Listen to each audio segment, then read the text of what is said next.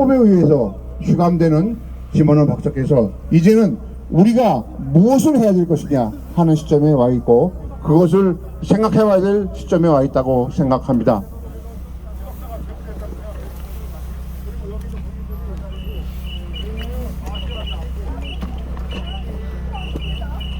첫 번째, 대법관들에 대한 법률적인 처단을 모색해야 되겠습니다. 물론 이러한 대법관들이 어떠한 근거에 해서 어떠한 판단 근거에 했던 것은 역사적인 기록으로 남을 것입니다. 그러나 그 기록의 오류, 그 기록 판단의 착오, 그 문제에 대해서는 법률적인 판단에 대해서 우리 남은 국민들이 저항운동을 통해서 해결해야 될 것으로 봅니다. 두 번째, 5.18 진상규명조사위원회의 공정한 조사활동 실시 및 그 사태에 대한 본질에 대한 촉구를 해야 할 것입니다. 세 번째, 윤석열 정부에 대해서는 김원원 박사에 대한 사면 복권 및 신속한 사면 복권에 대한 신속한 검토 결정에 대한 촉구를 우리 남아있는 애국 우파 시민들께서 협조해서 그 활동을 전개하는 것이, 그리고 그 활동의 목적을 이루는 것이 오늘 우리가 당면한 우리의 해야 될 일이고 남은 일이라고 생각됩니다. 이러한 요구사항들이 신속한 조치를 요구하면서 이것이 이루어지지 않을 경우에는 전 국민적인 투쟁 활동에 전개할 것을 오늘 밝혀두며 여기 계신 여러분들의 힘과 협조에 의해 가지고 투쟁 활동을 앞으로도 전개할 것을 여러분들 앞에서 맹세하는 바입니다. 감사합니다. 열공! 예, 우리 박찬진 회장님께 우리 박수 한번 쳐주십시오. 감사합니다. 네, 다음 성명서는 저희 국분에서 발표하도록 하겠습니다. 성명서 2023년 1월 10일 대법원의 김원원 박사 상고 기각 판결은 사실과 증거주의 원칙, 일사부조리의 원칙을 무시하는 것으로서 자유민주주의 체제를 유린하고 부정하는 폭거이며 도발입니다. 2024년 1월 12일 대법원은 피고인이 현장 사진 속 얼굴을 북한의 홍일천이라고 지정한 행위는 해남의 연홍군 신봉래를 특정한 것으로 보여야 한다는 2심 판결을 수용하고 김원원 박사의 상고를 기각하였습니다. 김원원 박사는 5.18은 북한이 주도한 게릴라전이었다는 42개의 증거를 제출하였으며 3시간에 걸쳐 PPT로 설명까지 하였습니다. 그러나 2심과 3심은 42의 증거 중 단 하나의 증거에 대해도 반론하지 않으면서 무조건 5.18은 이미 민주화운동으로 확정됐기 때문에 북한군은 절대로 오지 않았다는 판결을 내렸습니다. 대법원의 김원원 박사 상고 기각 판결은 북한군 개입 표현에 대하여 2012년 대법원이 무죄를 내린 사안으로서 결론이 난 사건에 대해서 다시 심리나 재판을 하지 않는다는 일사부조리의 원칙을 위배한 것이며 동일한 범죄에 대해 거듭 처벌받지 아니한다는 헌법 제13조를 부정한 것입니다. 더구나 김원원 박사가 제출한 42개의 북한군 개입 증거에 대하여 대법원과 2심이 부정하고 탄핵하려면 42개 증거에 대하여 사실과 증거에 입각하여 무력화시켜야 하는데 대법원과 2심은 그 어떤 반론을 제기하지 않으면서 자기들 마음대로 판결을 하였습니다. 법 절차를 무시한 것입니다. 이것은 반대한민국 세력이 아니면 하지 못하는 범죄 행위입니다.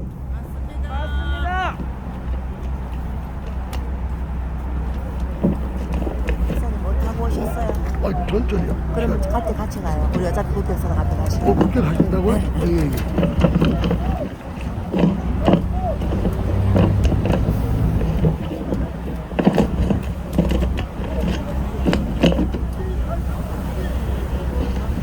우리는 여기서 김원원 박사의 대법원 상고 기각 판결과 2016년 12월 9일 국회 박근혜 대통령 사기 탄핵 소추, 2017년 3월 10일 헌법재판소의 불법 파면, 그리고 2022년 7월 28일 대법원의 선거 무효소송 기각 판결과 같이 자유민주주의 체제를 부정하는 반대한민국 범죄적 판결문이 아닌가 지적하지 않을 수 없습니다. 오늘 우리는 김환원 박사의 상고기각 판결과 김환원 박사 구속사건을 마주하면서 이 땅에 과연 자유민주주의 대한민국 헌법이 존재하는가, 과연 대한민국이 관련 법률에 의하여 법치 시스템이 작동되는가 하는 문제에 대하여 심각하게 되묻지 않을 수 없다 하겠습니다. 윤석열 정부는 자유를 취임식에서 35번, 8.15 경축사에서 33번, 유엔 연설에서 21번 강조하였지만 헌법을 무시하고 자유민주체제를 부정하는 5.18 역사 왜곡 처벌법 방치, 국힘당 전 의원 참석 지시와 수석비서관 각 부처장관 국힘당 국회의원 전원을 이끌고 KTX 특별열차편으로 5.18 광주 망월동 기념식 참석, 대남 모략 공작 5.18 영화 님을 위한 교양시의 주제곡 님을 위한 행진곡 제창, 5.18 정신 헌법 불언, 호남 기반 민주당 영원한 국회 장악 중대 선거구 발언, 연방제 목적 내각제 개헌, 북한 방송 채널 부여 개방, 대한민국 건국 부정 제주 4.3 사건 추념식 참석, 명예회복 위한 중단 없는 지원 약속, 억울하단 말 한마디 하지 못하고 라는 표현, 대한민국 건국 부정 여순 반란 사건 사망자 45명 희생자로 명칭 공식 인정, 향후 2년간 진상조사, 2024년부터 생존자에 대하여 의료 생활지원금 지급, 북한이 비핵화 의지만 보여주면, 즉 약속만 하면 모든 것 지원 및 재래식 군축 추진, 문재인 국군 해체 승계 및 가속화, 병사 휴대전화 사용시간 24시간으로 확대, 문재인 산불정책 계승, 항복문서인 남북군사합의서 유지, 대공기능 무력화 국정원 방치, 민간인 주요 직제 간첩 침입 개연성 높은 군안사 방치,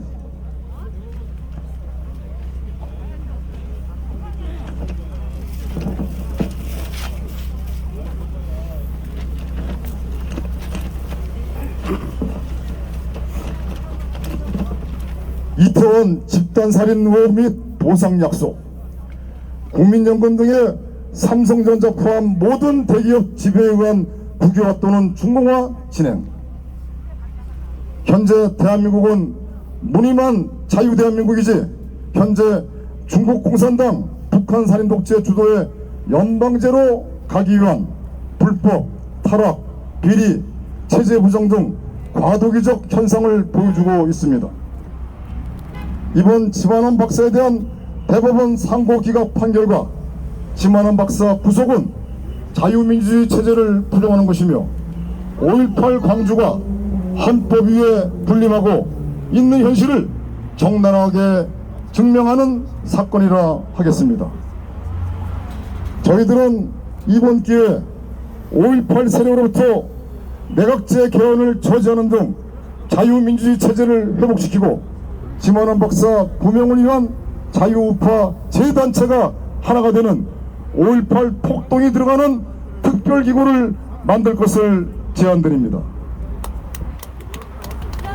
김환원 박사는 5.18 광주 사태가 민주화 운동이 아니라 대한민국 전복 목적의 북한군 주도의 폭동이었다는 것을 밝혀낸 통찰력과 예지력을 겸비한 훌륭한 학자이며 자유대한민국 우익의 표성입니다. 우리는 김환원 박사께서 부탁하신 사상전의 승리를 위해서라도 전두환 리더십과 결정적 증거 42개를 널리 알려야겠습니다.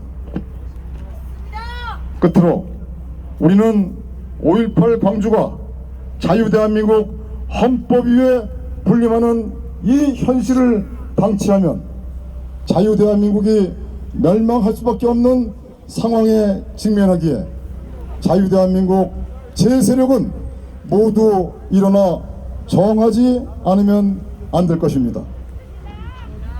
오늘은 김한원 박사께서 구속되지만 내일은 내가 될 수 있으며 모레는 모두 구속되고 종국에는 저들에 의하여 죽임을 면치 못하거나 노예가 되어 비굴하게 식량과 목숨을 구걸할 것입니다.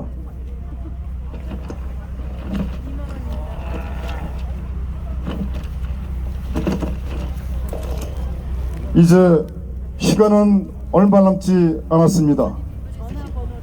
일어나 싸워 자유를 되찾을 것인가, 아니면 앉아서 비굴하게 죽임을 당할 것인가. 우리 모두 깨어나 자유를 지킵시다.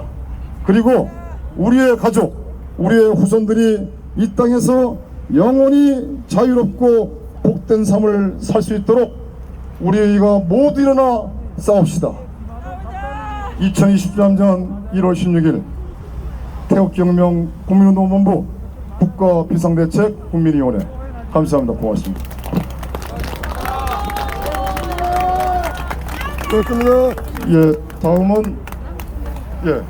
다음은 5.18 역사학회 또 5.18 학술원 우리 이도 회장께서 말씀이 있겠습니다. 멸공!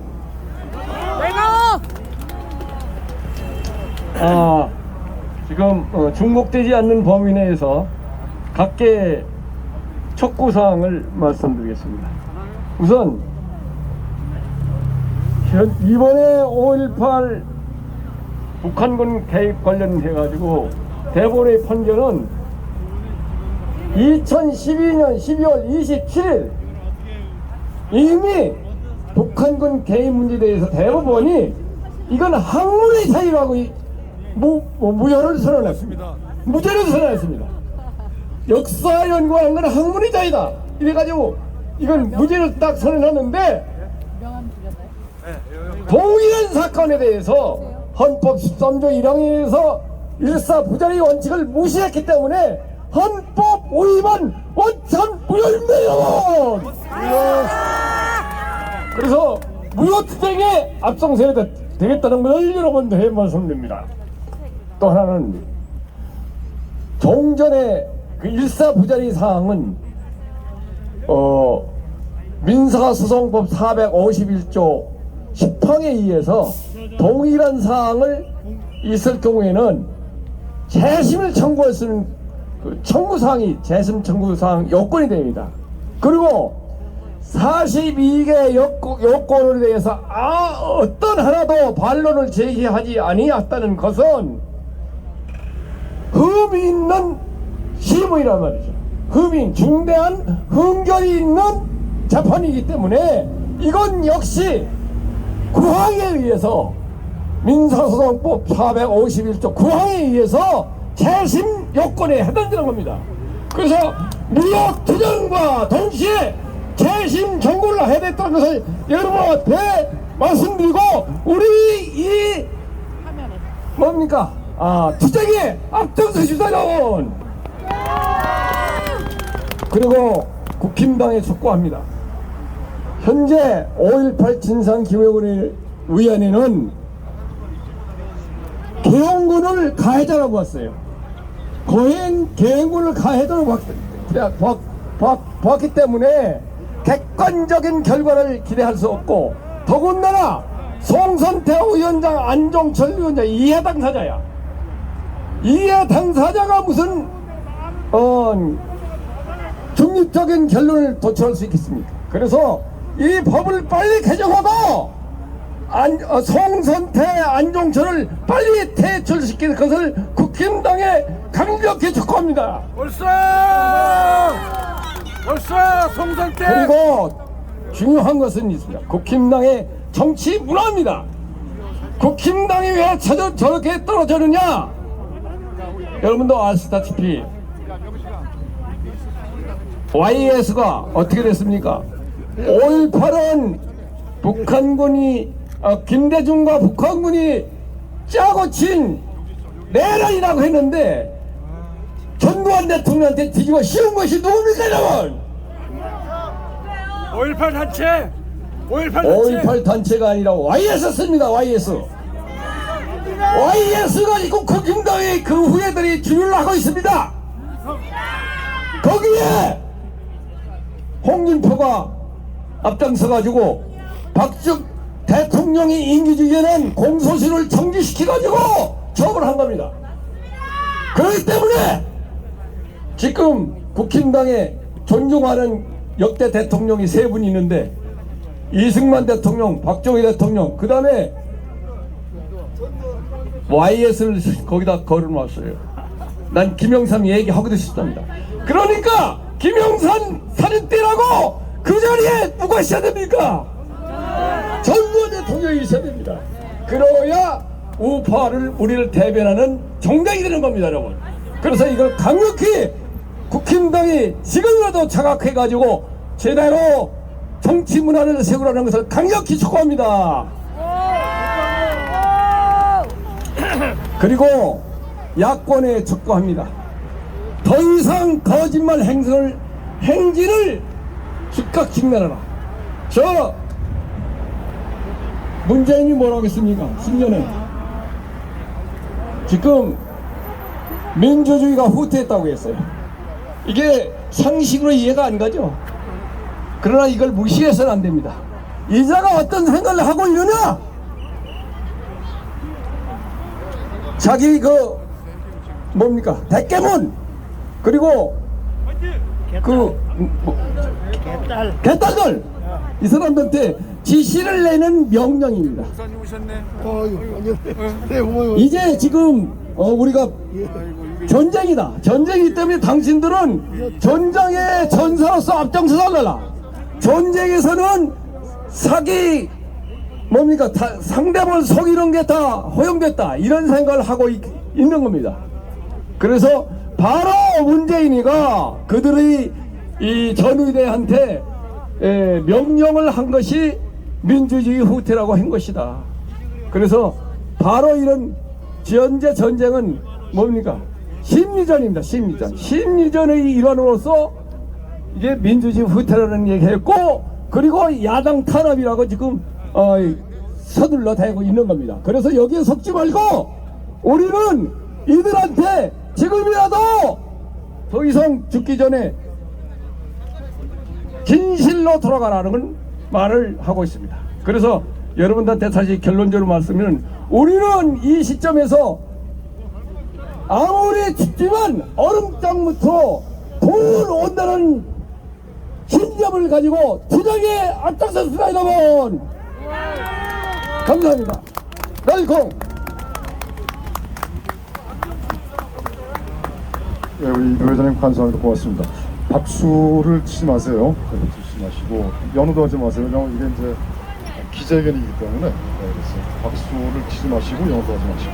네, 다음은 육사 총국 동지에서 성명서 발표하겠습니다. 우리 박창호 장군께서 말씀을 하시겠습니다. 주소.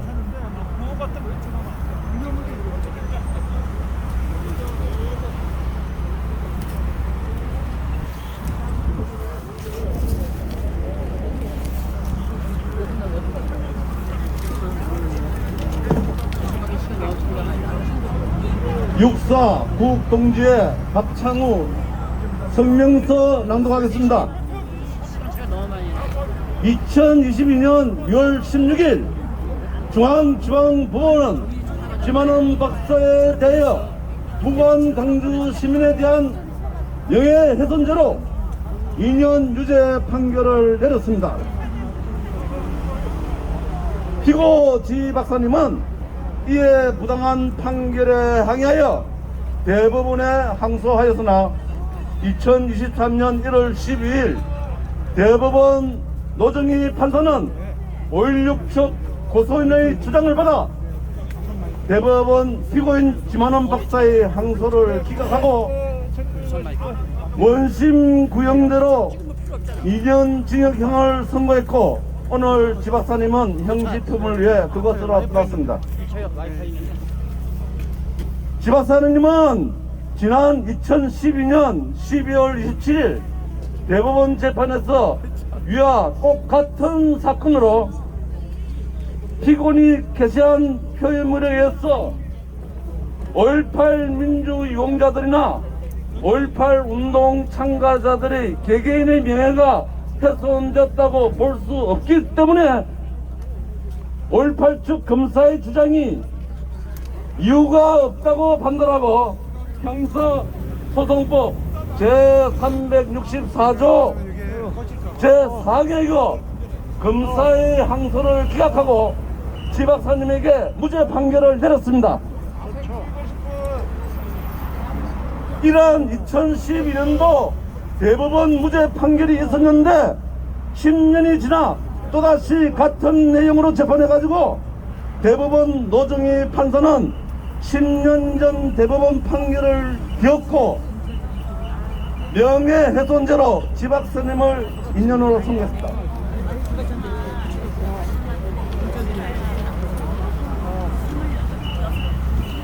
지금 이 나라 법관들은 대법원 판결이 난 사건을 10년이 지나 다시 무죄에서 유죄로 뒤집는 짓을 하고 있습니다. 이것은 일사부재리 원칙에 벗어난 일로서 법치 국가에서 있을 수 없는 일입니다. 대법관이나 되는 사람이 그런 짓을 해서라도 지 박사님을 꼭 죄인으로 만들어야 했습니까? 왜 그랬느냐? 대법관 노정희는 용서받을 수 없는 범죄를 저질렀습니다. 사법고시 합격에서도 대법관까지 올라가 깡패도 못 받아 엉터리 판결한 놈이 누군지 대한민국 국민들은 모두 다 알고 있습니다. 사법고시 합격해서 법관 되고 깡패도 못 받아 부자 되고 싶었던 것이 너희들 고시 공부할 때 너희들 인생의 목표였느냐? 국민들 졌어요. 지금 대한민국을 가장 많지는 인간들인 대법관하고 선관위원장하고 있습니다. 이런 자들의 범죄는 국기문란죄로 공소시효 없이 극형에 처해지는 중대 범죄입니다. 이런 자들 내일 자기들의 운명이 어떻게 되는 줄 모르고 있는 자들입니다. 실심하라. 그렇지 않으면 너희들은 국가 반역죄로 반드시 역사에 기록이 되어 구세까지 두고두고 남는 짓을 너희들은 한 것이다. 두려워해라. 국민들은 너희들을 반드시 기억할 것이다. 자, 따라합시다. 제시하라. 제시하라. 제시하라. 충성.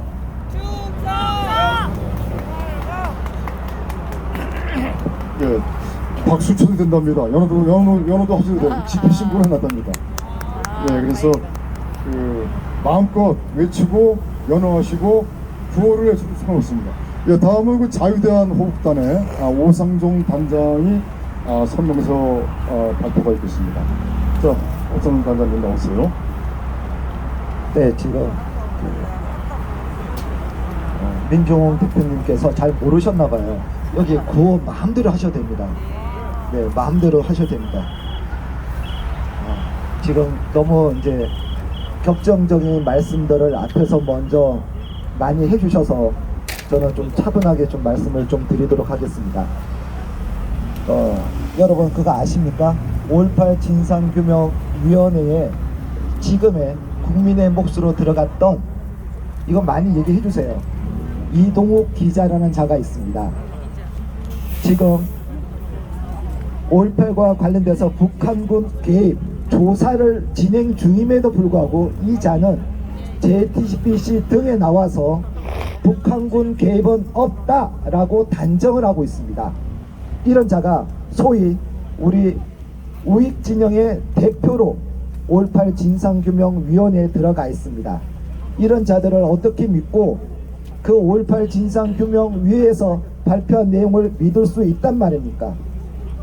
자, 이런 문제부터 시작해서 우리가 하나하나의 요소를 저희들이 계속 예의주시해야만 할 것입니다. 간단한 성명서를 발표하도록 하겠습니다. 저는 16일 오전 10시에 서울지검 111호실에 가서 호송차 타고 곧바로 서울구치소로 갑니다. 저를 응원해 주시고 성원해 주신 모든 분들께 무한 감사드립니다. 대법원 상고에서 상고가 기각되자 지만은 박사가 시스템 클립에 올린 인사말이다. 명예훼손 사건임에도 실형 2년에 중형이 확정된 이유는 PC 진화는 박사가 5.18 시민군이 헌법 제정 권력 또는 헌법 수호 세력이라는 법원의 판단에 시민을 시비를 걸었기 때문이라 생각한다. 특별법에 의하여 설립된 5.18 진상규명조사위원회가 북한국 개입 여부에 대해 조사 중이지만 결론을 내린 바가 없다. 그런데도 대법원은 마치 박근혜 대통령에 대한 유죄 판결이 사법부에서 내려지기도 전에 뇌물죄를 인정했던 헌법재판소처럼 5.18 진상규명조사위원회 권한인 북한군 개입 여부에 대한 판정까지 해버렸다. 이번 판결로 5.18 진상규명조사위원회가 존속해야 할 정당성이 몰각되었다. 법률의 근거에 설치된 특별위원회의 권한마저 침범해가면서까지 유죄 판결을 확정지은 대법원이야말로 상권 분립의 헌법 정신을 침해했다. 승복할 수 없었던 지만은 박사는 판사가 아니라 인민군 군합발입니다라고 응수했다. 형벌이나 사회적 처벌을 하려면 어떤 사람의 타인에 대해 해악을 끼칠 의도, 악감정, 행위 그리고 나쁜 결과까지 있어야 한다. 지만은 박사의 북한군 개입설을 뒷받침하기 위하여 인용한 광수 논쟁만으로 5.18 유공자에 대한 명예훼손은 성립되기 어렵다고 본다. 수백 명의 광수가 문제가 아니라 수백 명의 5.18 유공자가 나타나지 않았던 것이 더 문제다. 그렇다면 결국 5.18 민주화운동의 본질에 대해 시비한 지만은 박사의 사상이 유죄 선고를 받은 것은 아닌가. 애덤 스미스는 자신의 저서 도덕 감정론에서 감정, 사상, 의도가 처벌 대상이